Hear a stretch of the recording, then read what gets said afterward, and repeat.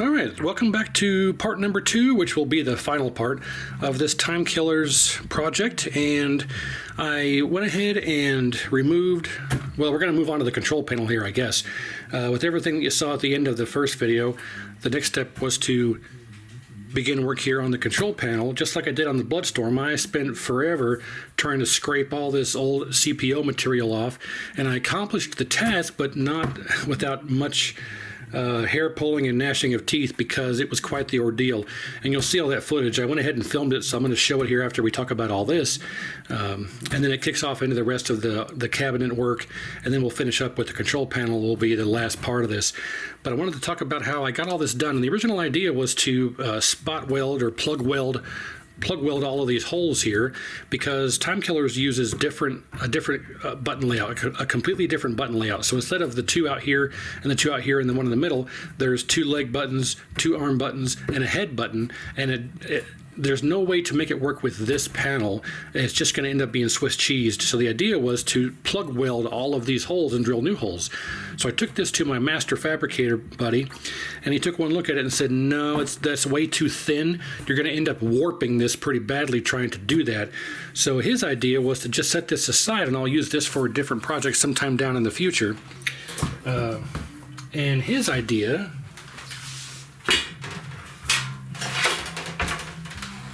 was to make a brand new one from scratch. So that's what he did. He made this brand new one from scratch, redid all of the correct hold down posts. They're just screws that he cut the heads off and welded in, and it's nice and flat. I probably am going to have to go through and add a little filler to these, because, for instance, like, see that? It's not exactly flat. He dot coat all this off, and it's flat, but you can still feel where the weld was, and it's not quite flat. You can still feel it. So the problem is, even with the polycarbonate cover on the CPO, because it's vinyl, when you push this down, you'll see all these imperfections underneath the vinyl, even through the polycarbonate. So what I want to do is just put a little filler in these holes here and sand down the fillers so it's nice and flat. But otherwise, this is what it's going to look like. You have the 2 kick buttons, the 2 arm buttons, and the head button. And I'm going to insert a picture from the kit artwork that shows how this layout should be.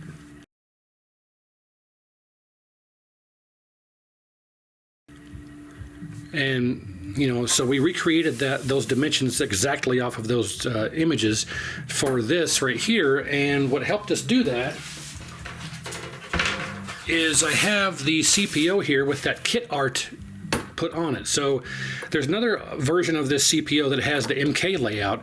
I didn't want that, so I wanted the actual correct kit artwork on the CPO here to make this an actual correct Time Killers, dedicated machine. So you can see here that we included the kit artwork here. You have the 2 leg buttons, the 2 arm buttons right here, and the head button to perfectly match the kit artwork. So that's how this is going to end up being. So my master fabricator friend really came through in the clutch and made this for me. Now, that being said, the last step in this is obviously this metal panel is not going to match the wood. If we look here, it's not even close. So, well, you really can't even see it. It might be better to flip this around, but it's not even close here. So I don't want to end up with a Swiss cheese piece of wood. Now, the original idea was to just drill some 1 1/8 inch plugs and plug these up, and then drill the holes accordingly and make it a nice and easy job here. But the problem is the bottom side, all these original button holes are routed out and recessed, and you'll lift the panel, you'll be able to see that this had been converted, and it looked just like Swiss cheesy, and I kind of decided to abandon that. And what I want to try and do is make a new wood panel from scratch, just like this one, just to make this look professional and good. So that's what I did. but we're going to share together in the process here. So I cut a brand new piece of 3/4 inch particle board, just like the other one was.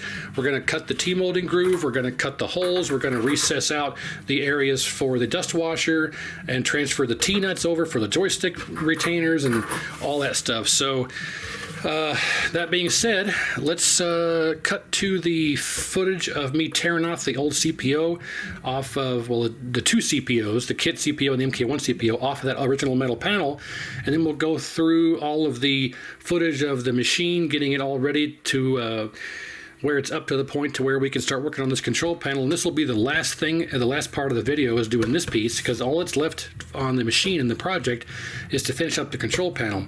As you're about to see here shortly, everything else is now accomplished and done. So all that's left is the control panel, so we'll leave that for last, but I wanted to put this at the beginning of the video so you can stay tuned throughout. And I also made some reproduction little decals here, so you can see here we got Time Killers upright 25-inch serial number 1, 110 VAC, 60 hertz, 3 amps. So I took the Mortal Kombat serial number decal and reproduced it, but changed it to say Strata and put the Strata information on here, and basically changed it from a Midway Mortal Kombat decal to a Strata Time Killers decal. So then I this is just decal paper that I laminated with some packing tape, and then I also made some for Bloodstorm, so we'll attach these to the Bloodstorm cabinet as well. And not only that, I made a bunch of these little serial number stickers as well, and you can see here it says Strata Games, and I put the serial number 1, and so we're gonna, you know, like this would go underneath the control panel, this will go on the back of the cabinet and inside the cabinet. You know, you got these that go on the front of the cabinet, on the control panel, on the power transformer, all of that. So I believe that there's 3, one on the front of the cabinet, one on the bottom of the control panel, one on the power transformer, and I think that's it. And then I made an extra one just in case one got damaged or lost or whatever. So yeah, so we're going to use these and put these on the cabinet just to give it a little bit more of authenticity. So all right, so that all being explained and done, let's cut to the footage of the CPOs being torn off, and then you'll see all the rest of the project come together, and then the very last thing, we'll take care of this control panel and call it done. So here we go.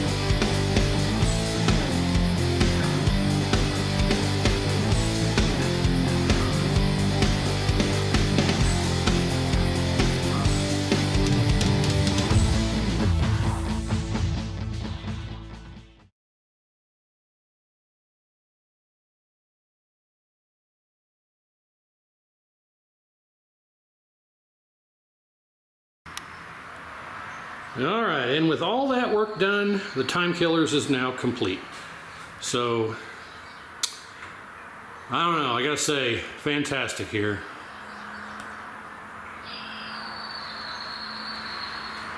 I always say fantastic when I do these. It's kind of my go-to adjective, but I don't have the vocabulary to come up with something different.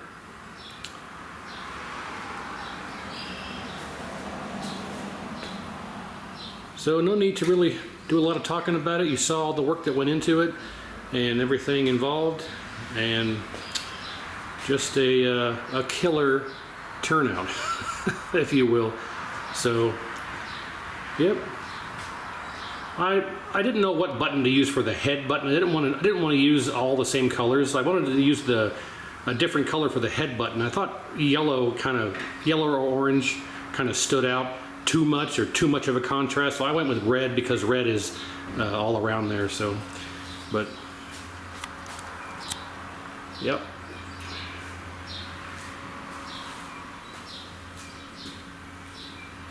And there's a little bit of glare here because I have the garage door cracked, but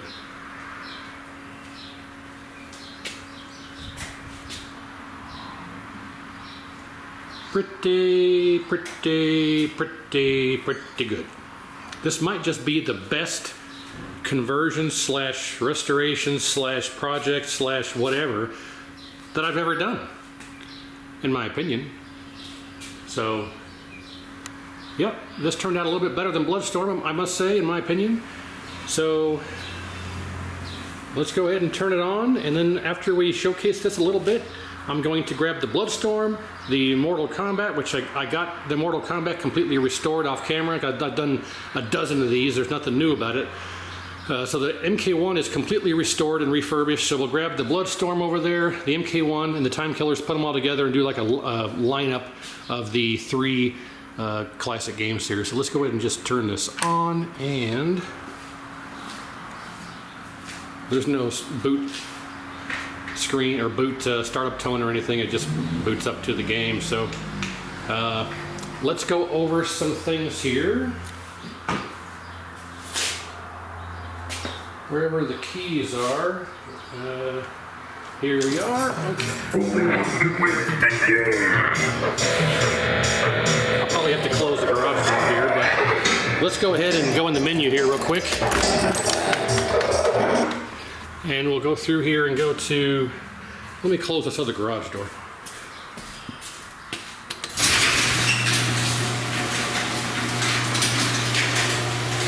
All right, diagnostics, player diagnostic. I'm gonna close this one too.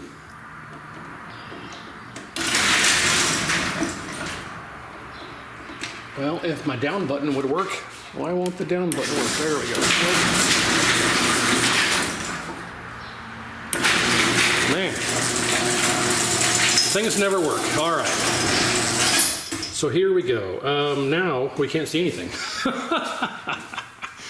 Let's open this other one here a little bit more.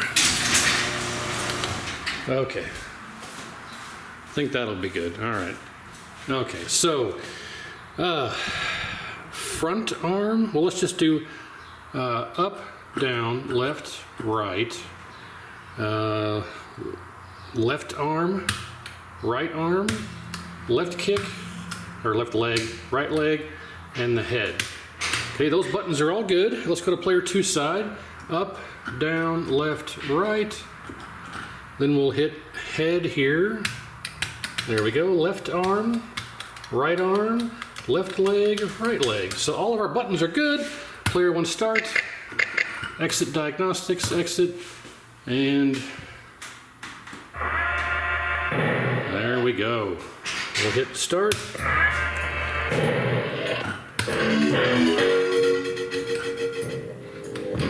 Pressing the start button changes the color, or the palette, if you will.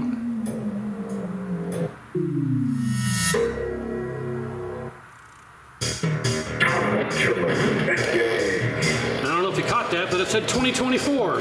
Very appropriate. Boop. Oh, come on. Boop. Oh. her leg buttons and it pops on her. Maybe I'm doing it wrong.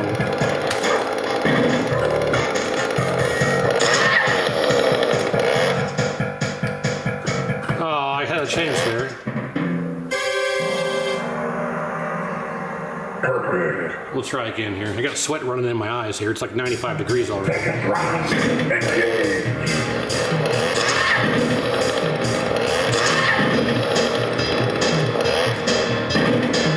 There we go. Perfect.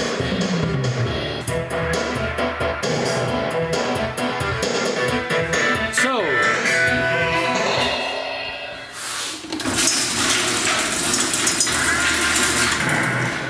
Time Killers is complete. So, thanks very much for watching on this. It's appreciated. I know it's a long video, but thanks for sticking with it.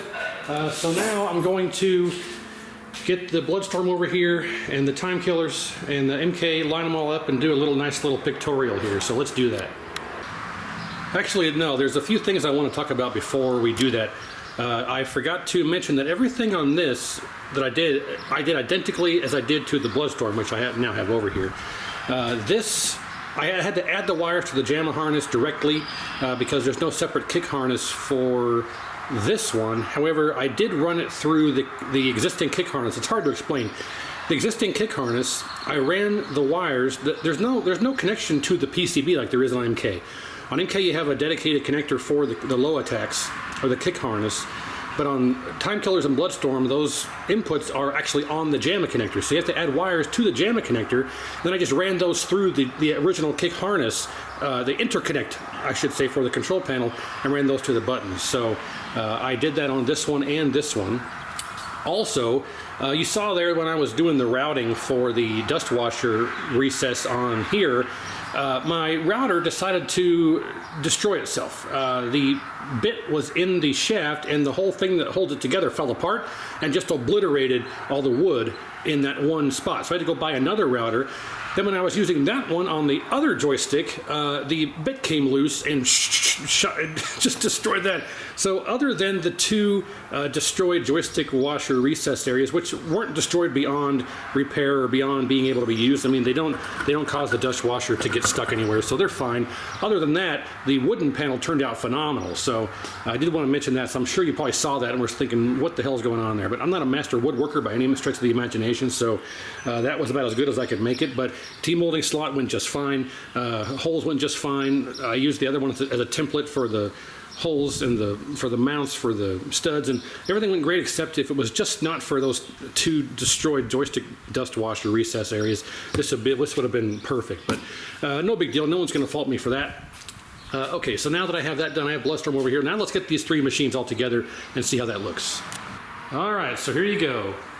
The greatest fighting game of all time next to these other two losers.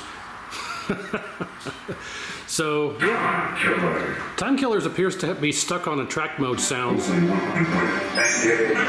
attract mode sounds on Time Killers are always on. Even when I go in the menu and turn them off, they're still on. So I gotta troubleshoot that, but otherwise, I'm still gonna call it done. But here you go, all three together. And I did get the decals on here and the back and inside, just like the Time Killer. So all three of these have their appropriate decals and placards. The MK1, again, I did a full refurb on this off camera, but it's perfection, just like you know, they always are. So yeah, and there you have it. Oh, I forgot. I did mention in the first video, maybe, or the teardown of the Time Killers, that this harness that was in there, I'm not sure what it was for, but this is actually the interconnect harness between the two cabinets. So if you recall, both of these cabinets had a hole in the side of each one of them, and they were connected together. The PCBs could link together, and that cable is actually what went through the hole and connected those two PCBs together. That's what this ended up being. So I'll hang on to it for now, but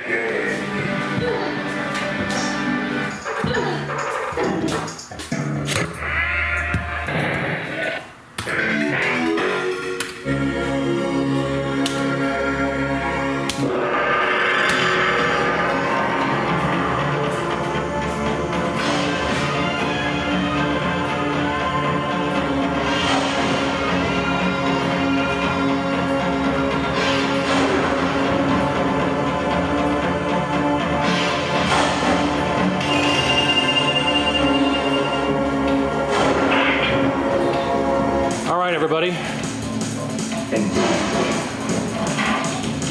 There you go. So a long process, but it turned out great. So I really appreciate you watching. Make sure you like, share, and subscribe. Comment down below what you think, and I appreciate it. Thank you very much.